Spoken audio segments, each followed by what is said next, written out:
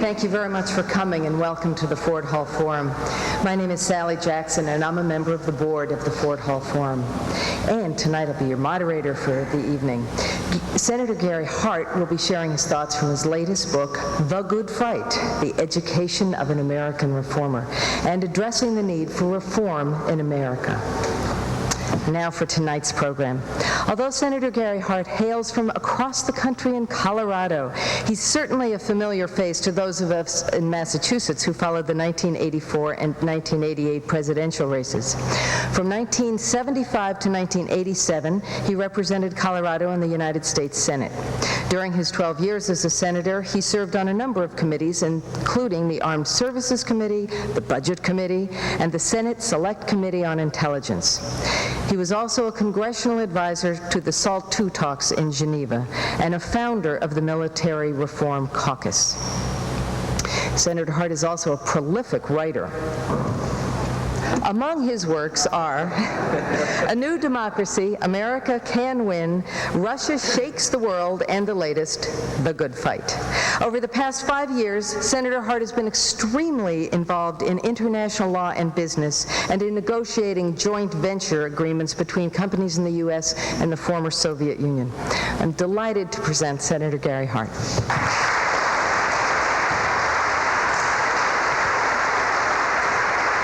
Thank you very much. Thank you.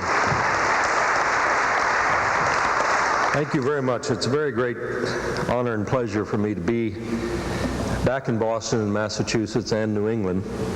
I am particularly honored to be the guest of this historic forum, and I want to thank Ms. Jackson and the officers and board of the Ford Hall Forum for their hospitality on this occasion, and say that it's rather overwhelming to come to a place as historic as this with all that this building and the city represents in the way of American reform and talk on that theme.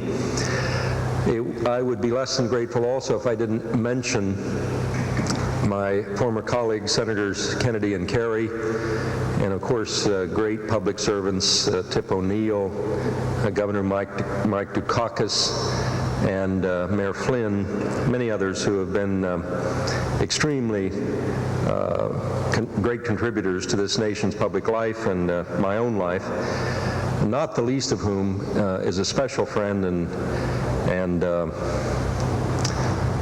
former colleague who represented this state in the United States Senate, went on to run for president in 1988 and do so much, at 92 I should say, and do so much to elevate the level of public discourse and discussion in this country. And I think he, along with all the others that have represented this state and this region, are a great credit to all of you as voters. I'd like to begin this evening by just offering about 4 or 5 propositions on the nature of reform, comment on those, and perhaps relate them to the present struggles of the new Clinton administration. And then, as quickly as possible, open it up for your comments and thoughts. The propositions go essentially like this. That is, that in a society such as ours, in the form of government that we have, that reform is the only plausible alternative to revolution in times when citizens are frustrated or when they feel that their form of government is not serving them. Second proposition is that reform is essentially democracy's avenue and method for adapting to periods of great change, whether at home or abroad. When change occurs, as Arthur Schlesinger Jr. has documented, I think in his brilliant book, The Cycles of American History, then we have no alternative but to adapt to that change, and it's done through reforming our institutions and our structures, whether political, economic, or whatever. Sometimes educational, sometimes health institutions, sometimes military institutions. But reform is the method by which we do that. The third proposition is that reform is the only hope for a society such as ours to achieve the objectives of social justice and genuine economic opportunity for all of our people. If we accept the policies of the status quo, if we fall back, as we did in the 1980s, on memory, in Emerson's phrase, rather than hope, if we become cautious and even conservative, that is anti-reform. It is an effort to stop the flow of history, and it dooms to second-class status the people who are left out. If we genuinely believe in the notion of progress, if we do believe that society is improvable if not perfectible, then reform of policies, of ideas, of institutions, sometimes even of the people that represent us, is absolutely necessary. The fourth proposition goes hand in hand, and that is, at least in this century, that the Democratic Party has been the principal instrument of reform when reform has occurred. The obvious example of this, of course, is the New Deal period of Franklin Roosevelt. The earlier period of reform in this country, of course, was the early part of the 20th century, the progressive movement, led not by a Democrat, or at least leader of the Democratic Party, because that party, my party, was still coming out of a very dark period in its history in the second half of the 19th century in its support for slavery and opposition to the Union and other major matters of that sort. But in the 20th century, when reform has occurred, it's occurred more often than not as a result of efforts by the Democratic Party. Now, what I'd like to do is follow up those four propositions with some discussion of the nature of the barriers to reform in our society and why it is so hard to make changes, even though most Americans think they want changes. I had the happy circumstance in the case of this book that all authors, or even amateur authors such as I am, long for and pray for, and that is, I got a letter one day from a very bright young editor at Random House, very good publishing house, who said, would you like to write a book on reform? And that's every author's dream, because most authors think up proposals, send them to New York or some publishing house, or get an agent, and they write drafts and they write manuscripts and find it very, very hard to get books published. So you live for the day when you get a letter saying, would you write a book? I had been thinking for about 20 years about the idea of reform, and why, this question of why a nation that prides itself on being a progressive nation on the forefront of change finds it so difficult to accept change, and what are the barriers, psychological, political, economic, institutional barriers to making these changes, even when we think we want the changes, and when we elect the person who campaigned on the concept, at least, the theory of change. Well, let me list off, if I may, half a dozen or so barriers that are increasingly, in my judgment at least, I find increasingly deep in the American psyche. First of all, this country is a lot more conservative, and I mean that with a capital C and a small c, than most of us think. And I don't mean just in periods of Ronald Reagan, perhaps George Bush. I think basic in American character is, as someone once said, if it's not necessary to change, then it's necessary not to change. And we don't hear that said very often these days as a slogan, but it's deep in our character. There is the suspicion that if we try something new, it may fail and we'll end up being worse off than we were. So we are naturally and natively more conservative than, perhaps even subconsciously, than we think we are consciously. And think about that, and if you disagree, quarrel with me later. Also, and directly related to that, is that the majority of people in this country are relatively at ease. Reform rarely occurs when people are comfortable. Now, a lot of people in America today are materially comfortable but psychologically uncomfortable. They are concerned. The polls show that the majority of Americans are worried about the future. For the first time in the history of polling, a majority of people say they think their children's lives may not be as good as theirs. That's the loss of hope. So even though most Americans, not all, but most have jobs, houses, health care, education for their children, the basic necessities at the very least, their grandparents have a reasonably good condition, there's still some worry there. But that natural ease comes from a third factor and barrier to reform, and that's the success of the last reforms, namely the New Deal. The New Deal, followed later by the Great Society, built safety nets, we're now well aware of, against crisis. And they also elevated what had been a blue-collar, working agrarian class in America, the majority, into middle-class status. After World War II, suddenly suburbs sprang up and factories were booming and people had jobs and the kids were going to college, going on beyond where their parents had gone in education.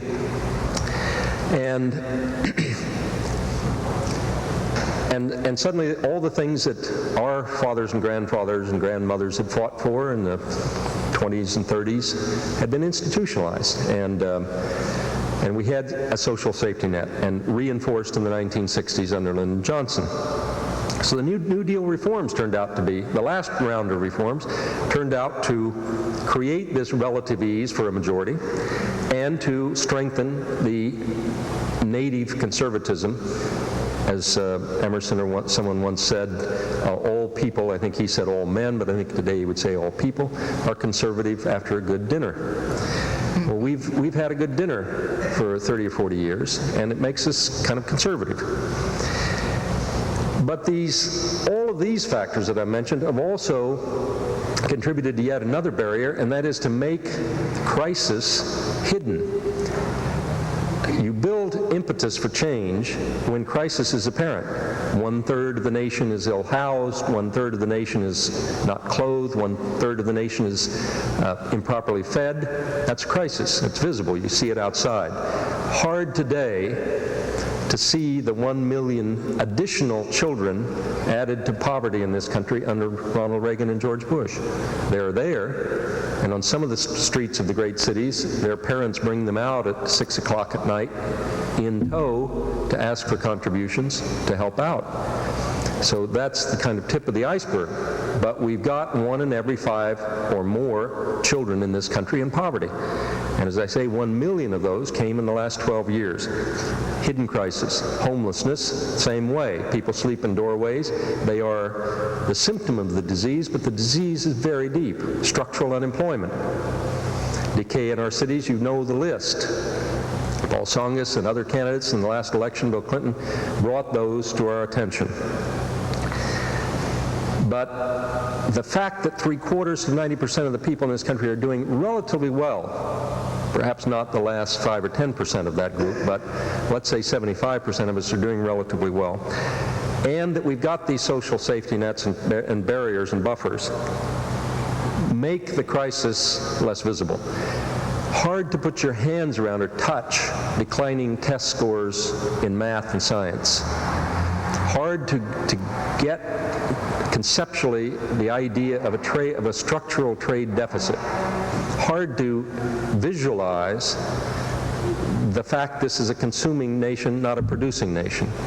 Hard to get people to even conceive of $4 trillion of public debt and hundreds of billions of dollars of annual deficits. These are hidden crises. Now, President Clinton, to his credit, his wife, Mrs. Clinton, Mrs. Rodham Clinton, did articulate a visible crisis that I think more and more people are aware of, even though they have health insurance, and that is the cost of health care. And that crisis is one of the reforms that's presently on the table. A couple or 3 other barriers. I think the failure of Democratic leadership. The Democratic Party has not been the reform party in this country in the last 20 years, and that's what some of us had tried to say in the 70s and 80s and early 90s. What I think happened in the Democratic Party a party to which I and I guess others here have given a large part of their lives in the 70s and 80s, was that it lost its progressive reform ambitions and motivations. And the party divided along these lines, what I would call old New Deal liberalism and a nostalgic longing for the age of Franklin Roosevelt, which became increasingly unpalatable to the taxpayers, the successful middle-class taxpayers who were successful because of the New Deal, who didn't want to pay the taxes for these programs for the people still left behind because they were a different color. And we came to believe, with a lot of guidance from Ronald Reagan, that they really didn't want to work. And so why pay for those programs anyway? And so the base for what I would call traditional old New Deal liberalism shrank and shrank and shrank, even though we continued to nominate candidates well into the 1980s who represented that base. Second, another wing of the party, the more moderate, so-called moderate to conservative wing, which is presently beginning to mount a tremendous become a tremendous problem for President Clinton in Washington, became what I would call accommodationist. Nothing made me angrier in public life than to witness firsthand 1981 1982 leaders of the Democratic Party voting for the Reagan tax cuts for the wealthy, the Reagan military buildup, economic policies that at that time when we were voting on them, David Stockman, one of the authors of this plan, said would create huge deficits if it didn't work. When George Bush, months before, had called it voodoo economics. And why did they vote for things that one would believe are against their principles and ideals? The president was popular. I have a chapter in this book that tries to explain this. It seems out of place because it just pops up in a kind of a flow in a narrative, but it's not out of place, and it really is an attempt in a kind of essay form to comment on or get some conceptual grasp of the reasons why these people did this, abandon their stated party commitments. And I call it cleverness, the age of cleverness, and courtiers, and careerism. Careerism has a lot about it to do with this. If you go to Washington as a congressperson or senator, you have two choices: to do your job and leave, which is the Jeffersonian ideal, or to try to stay there for the rest of your life, which is the careerist ideal. Now, if you try to stay there for the rest of your life, you're going to make some accommodations. And if a popular president of the opposition party comes in and says, we're going to cut taxes and we're going to increase spending on the military and we're going to cut child and elderly nutrition programs and an awful lot of social programs for people who needed help, all of that was part of the deal, and you vote for that, you're going to do that probably because you want to stay in Washington. You don't want to answer those letters from angry people back in Georgia or Alabama or Colorado. And they were, by the way, writing a lot of letters. So for the 9 or 10 of us who voted against these tax cuts, predicting at the time, Pat Moynihan for one and a few others, I think Ted Kennedy, predicting at the time they're going to bankrupt this country, and in Pat Moynihan's case and mine, telling the American people this wasn't just screwball economics. This was a conscious, plotted effort by certain editorial writers in the Wall Street Journal, Mr. Stockman, Mr. Kemp, and a handful of others, to bankrupt the federal government where its social obligations were concerned. I have no doubt in my mind it was a plot. This catastrophe couldn't have happened by accident. The problem was when the revenues couldn't match the outflows, and the president came close in 82 and 83 with these deficits beginning to soar, to say, all right, we're going to have to cut back on Social Security. He'd already done some serious damage with the Democrats' help to the Great Society programs. Now he was going back to settle old scores that went back to 1932, for heaven's sake. We're going to reverse the New Deal. Well, that's when he ran into the stone wall of citizen opposition, particularly elderly people, who said, no, wait a minute, that wasn't part of the deal. We want those programs. There was a failure of democratic leadership. The other two barriers to reform are public apathy. I say in this book there will never be reforms in this country unless the people demand them, and I don't mean just once or in one election. I mean in the streets and in the halls of Congress, in very concrete and specific and determined fashions. And we don't have that today.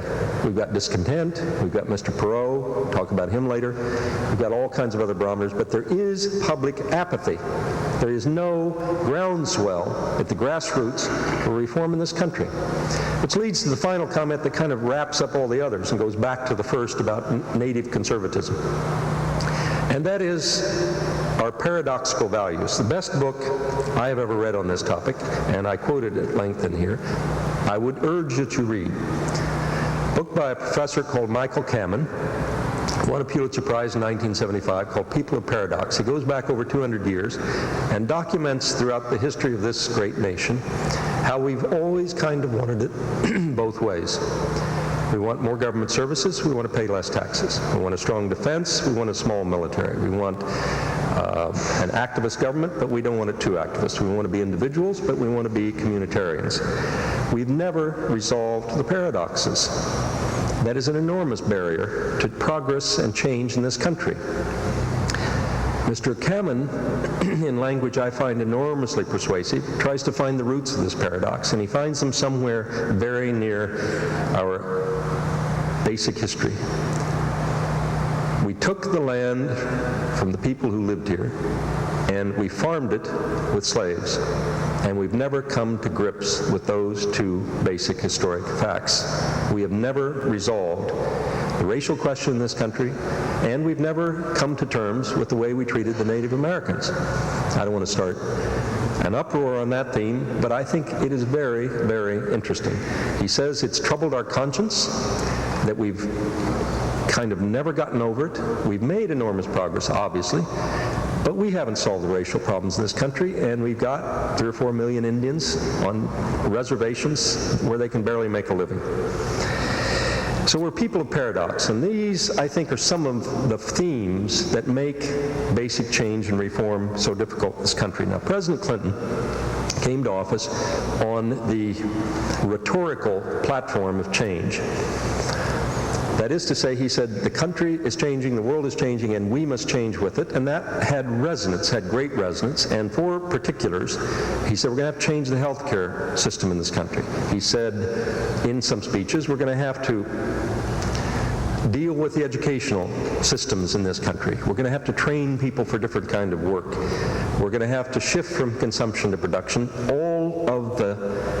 Much of the language and conceptual part of reform was there. Now he's come to Washington, and I'm told that the insider view, at least in Washington, if not in Boston and Denver, is that he's mysteriously failing. I don't think he's failing. I think he's just begun. But let's try to analyze where he stands and what his options are. He came to Washington with 43% of the votes cast in '92 election. That is, I needn't tell people like you, not a majority. It's not even a very strong plurality. He also comes to Washington without Washington experience. Even though he was a Georgetown student, he knows his way around. He knew most of the people, at least in the Democratic Party, but it's different. If you haven't worked there, if you haven't been in the Senate or in the House or served in an administration, you just think differently, not only about the opposition party and leadership, but also about the senior leaders in your own party. So when he has begun in the last 60 days to meet resistance to his ideas for change, his instinct has been to conciliate and compromise. Now, you can't govern this country without compromise. There is never going to be, hopefully, a dictator who says this is the way it is and that's it. It's a dangerous situation. So we are, being a diverse society, complex society, one-time liberal, one-time conservative society, we are a society that can only govern, if you will, from somewhere around the center. But Washington sees all politics on a linear, horizontal basis, left, right. Is it liberal or is it conservative, or is it moderate or is it centrist? But linear. There is another axis in politics, and this is where reform comes in. It's future-past. If I had to draw a diagram, this is traditional Washington. Here's liberal, here's conservative. Here's moderate and center. But imagine in your minds another axis like this. Here's the future, and here's the past. Now, clearly, people over here who are conservative tend to cling to the past, and people over here who are liberal become often more experimental. But I've told you, and I firmly believe it, that what happened here was, in the 1970s and 80s, these liberals also began to cling to the past of the New Deal. So I've got a chapter in here that tries to explain this confusion, because the reporters in Washington haven't figured it out, and I suspect, given their linear thinking, never will. We lost the reform future axis. We lost the instinct for change, partly because it's hard to come up with ideas. Now, you can say change, change, change, and reform, reform, reform, but sooner or later people are going to say, what do you mean by that? How are you going to do that? What are the specifics? In my case, I began in the late 70s and early 80s to try to come up with those things, and some of you may or may not recall in the Massachusetts primary, which I am happy to remember tonight I was successful in. I talked about some of those specifics, or tried to. And it was worked enough to get me through New Hampshire and Massachusetts, but I ended up on a platform in Atlanta, as I recall, a few days later. My worthy opponent at the time said, "Where's the beef?" Well, the beef was in a whole bunch of books and papers and stuff, and I started saying, well, all right, let me tell you about the beef, and the red lights on the cameras would go off. This is another barrier to reform, by the way.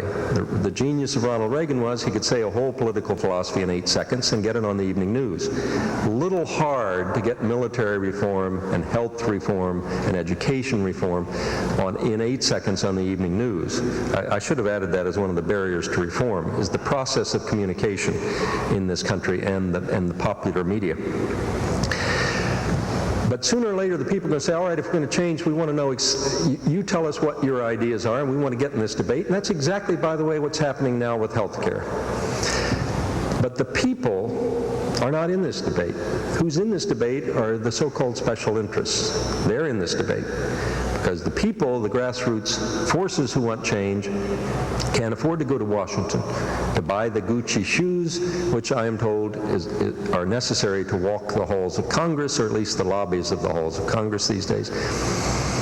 But there are people down there who wear those shoes and very expensive suits, and they represent the special interests. Now, this also gets a little complicated because a lot of you are members of those special interests. If you belong to a teacher's organization or a doctor's organization or a restaurant group organization or a labor union or any organization, get out your wallets and your purses and get out your membership cards, particularly those where you've got to pay dues. And every one of those organizations has a lobbyist in Washington. Now, sometimes what happens is they take your membership dues and they lobby for things you don't want. Or you may not be aware of. I mean, a lot of us belong to organizations but don't pay any attention to what their position on some of these bills are. And it's not unheard of that an awful lot of Americans are paying dues to hire lobbyists to lobby against what they want. Happens a lot. Just because we think, well, that's a good organization, and I'm in that profession anyway, so I'll pay my $25 a year or $50 a year. But those people are down there, and they're working, a lot of them, against health reform or against education reform. So those of us who are so-called ordinary citizens don't have a lot of lobbyists. Mr. Clinton now has a choice, a very difficult choice, and I don't think he's going to make the decision today or tomorrow or in May or June or July. But I think next fall or next winter or next year or maybe the year after, he's going to have to make a choice. Will he govern by consensus and compromise, or will he be confrontational? What I would call positively polarizing. I think if he believes this country is in trouble, as I do, and perhaps some of you do, in many areas, if he really believes that, and if he has spent his political capital telling the American people that these are serious problems, the deficit, lack of productivity, structural unemployment, soaring health care costs, energy that's too cheap by world standards, all the rest of it, then he can't compromise. There's going to come a time when he can't compromise because he will lose credibility with the voters. He's got to decide, is it better to have a half a loaf or a cobbled up loaf, or to go for the whole loaf and lose the vote? I am increasingly inclined to think he's going to have to do, if the country is going to change, he's going to have to polarize the country. Not in a negative way, not in a racial way or a class way or any of those things. He's going to have to force the people of Paradox to make a choice. I am here to tell you as directly as any former political person can say it. And I challenge anyone in this room, anyone in this city, anyone in this state, anyone in this nation to prove me wrong. We cannot substantially reduce the federal deficit without more taxes. Paul Tsongas said it, and it is the truth. Now, if you say that and you believe it, you can't send up a gasoline tax, run into the Texans and the Oklahomans in the Democratic Party who say, oh no energy tax, and say, all right, we'll defer that tax or we'll cut it back or whatever, because then the people you've just told this is a crisis and we've got to do something about it say, well, wait a minute. If the president really believes it's that serious, why is he making these compromises? And Bill Clinton is, if nothing, a very intelligent man. And he knows, if he doesn't know it now, he's going to know it. That he can either work with Bob Dole and some of the accommodationists in the Democratic Party, or he can take these issues to the American people and force us to say where we stand. And you don't do that by compromising. I don't know what he will do. He is president and I ain't. So the burden is on his back, and talk is cheap, and it's easy for people like me to give him advice that he hasn't asked for. But I want him to win. More importantly, I want the Democratic Party to win, and a lot more importantly than that, I want this country to win. And I don't think we can drift into the 21st century without resolving some of these crises. I know we can't. And I don't think we're going to resolve them by compromise. I would like to do something that authors are tempted to do, and if they're really arrogant, they go ahead and do it. But I want to close, I want to close by reading just 2 or 3 very brief things from this book that kind of strengthen the points I've tried to make here, and then open it up for your comments or questions. On the question of the ambivalence of America towards change, in a rather long introduction, I'd like for you to read this book. It's because I wrote it, but even if you don't read the whole book, borrow somebody else's and just read the introduction. It's about 20, 30 pages long, and it really tries to come to grips with the essence of this problem of reform in a society which often subconsciously resists it. And I hinge a lot of the arguments in this introduction on the Jeffersonian notion of generational revolution. Jefferson, my great hero, in spite of his flaws on the issue of slavery and a couple of other things. Jefferson said early in life, and repeated it 35 years later late in life, in a letter to John Adams, said, we ought to have a revolution in this country every 19 years. Now, he was a very precise man. He didn't pick 19 out of the air. That was the standard age of a generation. So what he was saying was, every generation, we'd probably today say 20 or 25 years or 30, whatever, and oddly enough, it's the same rough period that Arthur Schlesinger says the cycles of of conservatism and reform follow or have followed up till recent years. Jefferson said, and he didn't mean people out in the street shooting each other, burning buildings down, or throwing bombs in windows or anything like that. He meant we ought to have a way to force every generation to decide what it wants. I think he understood we were people of paradox. I think he understood it because he was part of the system that built caution into the political structures to prevent unwise policies and to prevent mobocracy and prevent aristocracy and to make it difficult in some ways to change things.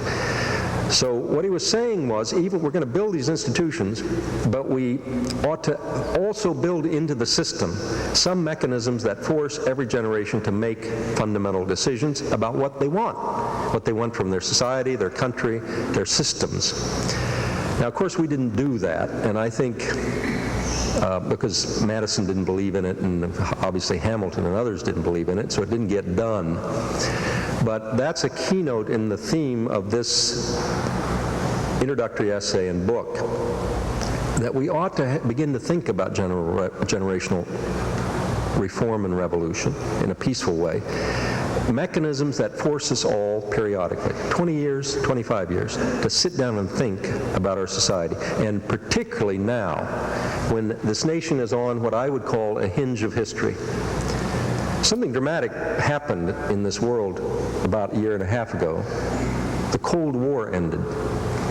We go on today as if nothing changed. The world changed. It changed August 19th through August 22nd, 1991, in Moscow, Russia. The Cold War ended. Now that, by the way, was the engine that drove this country for 40 years. Containment of communism. And the engine keeps going. The ship keeps going right down the ocean, even though the reason for the ship going in that direction is gone. Why else would we be spending $285 or more billions of dollars a year on a defense budget to build weapons that everybody agrees we don't need? Just momentum, just momentum. We're finding new villains. Now we'll find them, believe me, in Grenada or who knows where, Libya. We'll find some people to use these weapons on. Maybe they deserve it, maybe they don't. We can talk about Bosnia in the question period if you want to. Also, what's needed is military reform and foreign policy reform. New thinking in a new age. Bill Clinton comes to office right on this cusp, right on this hinge of history. I think if we don't have a generational revolution in the 1990s, this country will continue on, call it a downhill slide, call it a sideways slide, but will not offer our children opportunity that we have had in the 21st century. It is fashionable for Americans to decry the state of the nation on the one hand, but shrink with apprehension from genuine new ideas and approaches when they are proposed. We are more courageous in our analyses than we are in our prescriptions. Later on, I take on my demons in the right wing of this country. Part of this conservatism is institutionalized, by the way, and here's the way I came to think about it. In the ongoing divisive, unproductive debate over welfare in America, the silent conservative premise is ever thus: there have always been poor people, and there always will be, and society's government should not tax wealth in a futile effort to alter nature's laws. In a lifelong struggle to appreciate monolithic resistance to reform, a reformer would conclude that the simple notion of social justice is a profoundly heretical one to established elites and present-day aristocracies, that indeed the very speculation that democracy has a social as well as a political component contains for some a heresy of terrifying proportions. We saw that in the 80s and the 90s. The era of trivialization requires short messages. In the era of trivialization, it is difficult to sustain even the most modest level of debate. Any message for mankind left in the hollow log of the commercial media has to be pithy, cute, and not very challenging. It's also one of the barriers to reform. To the young people of this country, and this book is really written for my children and yours, I say do not abandon a system until you've tried to change it from within. Only if that system will not change is hope forever lost. And only if reformers abandon their efforts does assassination become a metaphor. And I'll conclude, if I may, with the last couple of paragraphs of this book, because they sort of summarize my feelings at the end of 25 or 30 years of this education and fight. And it's been both, believe me. It is devoutly to be hoped that President Clinton's soul will be stirred by Thomas Jefferson's radical notion of generational revolution, by the better angels of our nature so dormant since Lincoln, by Wilson's utopian vision of a family of nations, by Franklin Roosevelt's belief that we are all in this together. Sometimes, even in the crude arena of politics, a leader's soul may be stirred by the mystical chords of a nobler future, a more just nation, a better people. When it happens, it is magic. May such magic descend on America at least once more. No president, especially in today's age of leveling and reduction, can ever wish for the hero's mantle, and it should not be expected. But there still is a chance, against great cultural odds, that some spark of inspiration so rare and unexpected as to seem almost divine might visit even the most political of politicians and grant them the courage to seek the grail of national nobility. Only a people with some spark of idealism left after decades of pragmatism, realpolitik, and cynicism could even imagine such a crusade for social justice. More mature peoples, more sophisticated nations have given up such an idealistic quest long ago, but not the American soul. It is, like Sancho Panza, merely awaiting the quixotic call for one more, perhaps one last, crusade in search of a dream that will never die. And even if we fail to find the dream, we must still fail better. Thank you very much.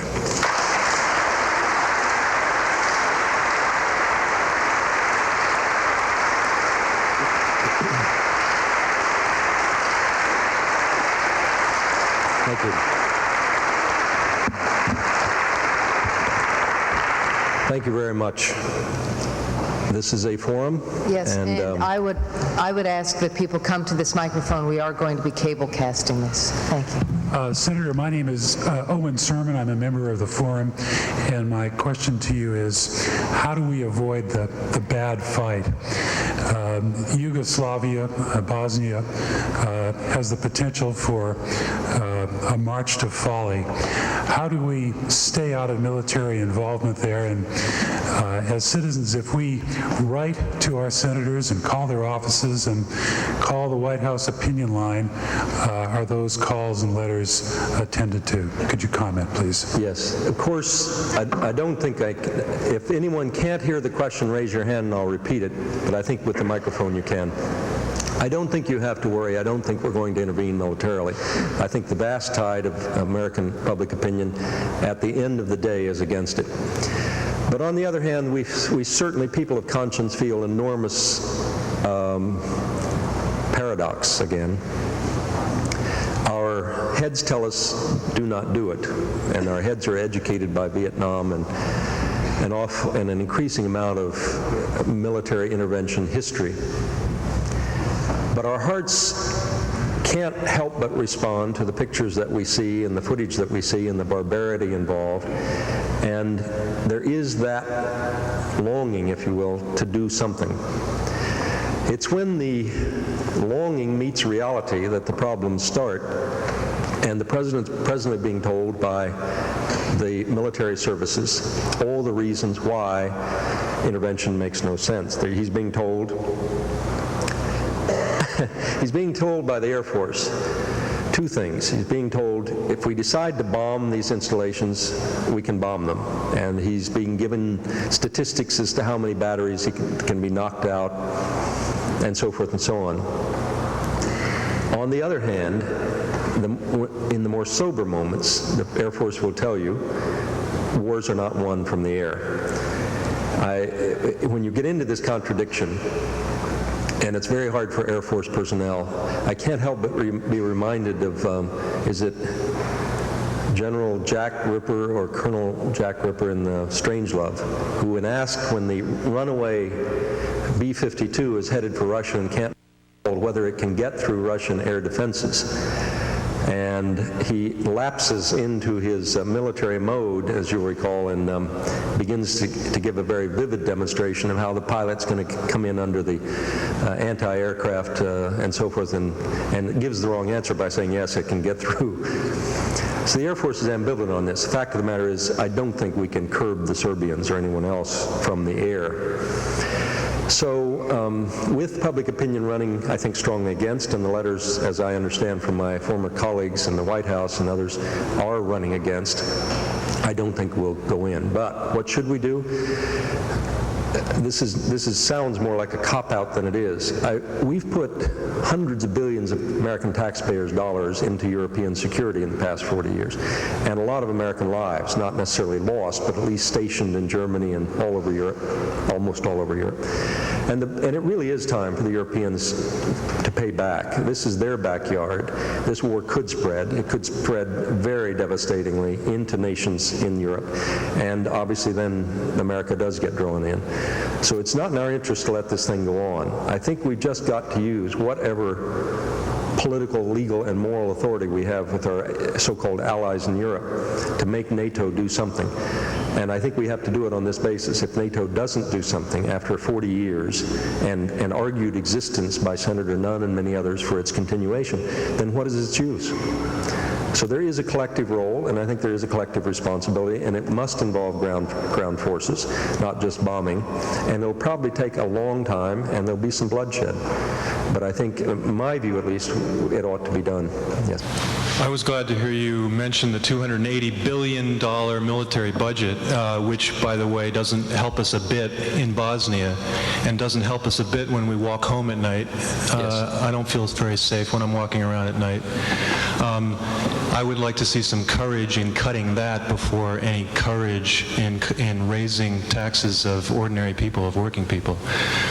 You talked about the crisis in this country, and you said that there were, you mentioned Clinton and Zongas and others, but you didn't mention the one person who, for me, had the best understanding, the deepest understanding, and spoke most directly to the solutions, who was Jerry Brown, for all his faults.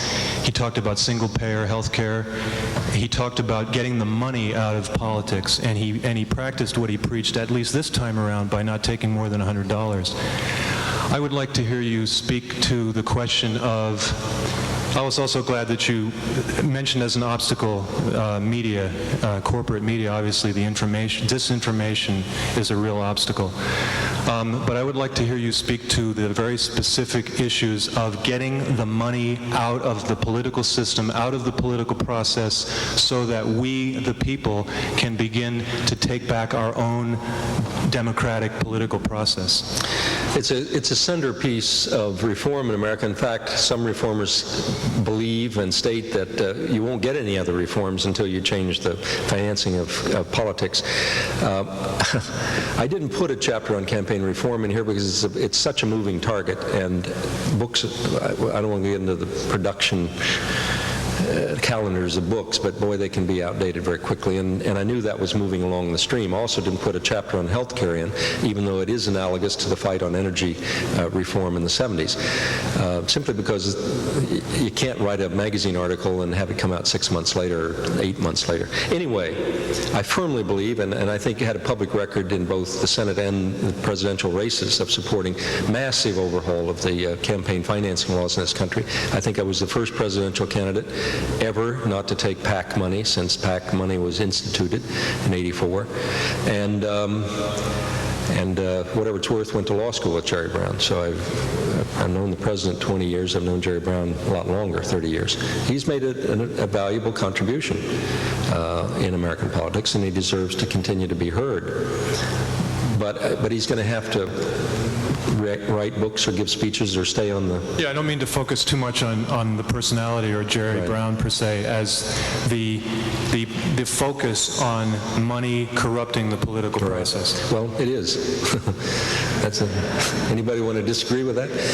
No, it is. And who's... Hoping we can go beyond that to specific measures. Right. There is, as you know, a campaign finance law before the houses of Congress now. New York Times, to its credit, as it has consistently, I don't know about the Globe or any of the others, strongly supported the stronger Senate measure. It is not pure reform. There rarely is pure reform, but it is a major step in the direction of curbing that money. It gets very complicated, though, as all of these reform measures are. You have a very good, I will take the quotes away, a very good organization called Emily's List. Emily's List is, even tonight, campaigning against one part of that reform bill. It's called bundling, where groups who support a candidate can bundle their contributions all under the limit and give them to that candidate, in this case women candidates. Emily's List says if we can't bundle our contributions, we can't help women get elected. So it gets very complicated. There is no pure campaign reform measure. And but I think the measure that's before the Senate now is the best we're going to get, and it ought to be supported, and I hope the Senate does. You had a first part of your question, which... Well, not really. Just a comment that I appreciated what you said about military spending, and that... Well, but let me just say that again, just so it's clear. We could eliminate the Defense Department tonight and still not have a balanced budget. Eliminate it, so... Nice to see it cut a little bit more. I agree. Yes, sir.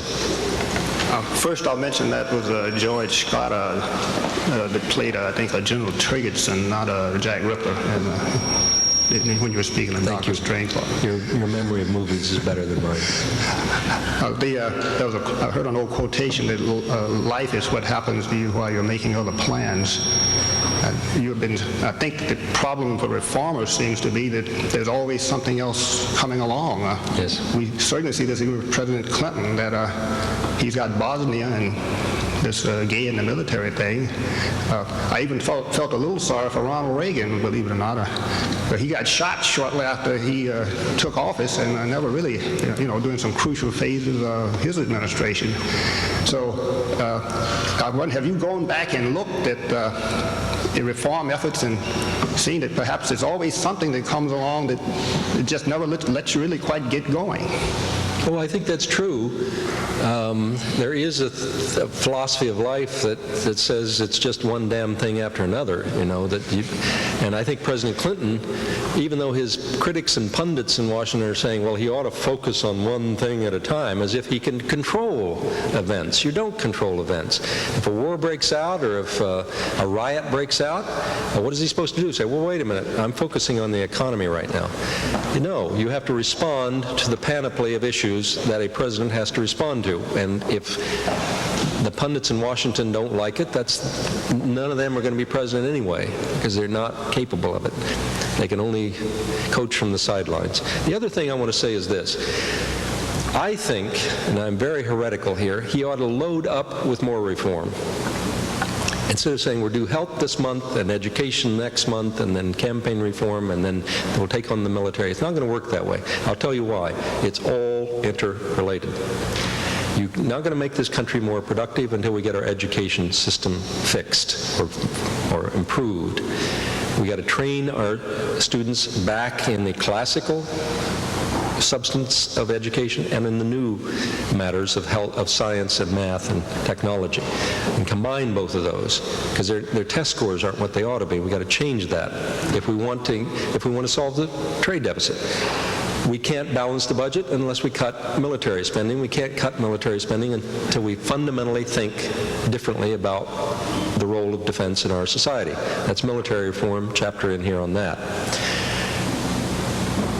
there is not, NAFTA, the North American Free Trade Alliance or Association, isn't a separate issue. It's all interwoven with the global economy. So I think we got to get over this notion that these are kind of blocks of issues. Here's this, and here's this, and here's this. Now we're going to deal with this block now and this block then, and it's all going to be orderly. It's all interrelated. And if I were in the president's shoes, I'd load all this stuff in. I'd keep the Congress back on its heels every week. A new one coming, folks. And here's why. Beyond television, tell the American people why we can't just handle health care, because it's related to this. It's related to welfare. It's all related. Now, and I know, having sat in those committee meetings, Congress goes crazy. Oh, look, we can't do that. We got to do this. And if there is a crisis in this country, we're going to have to act like there's a crisis, and I think there is. Thank you.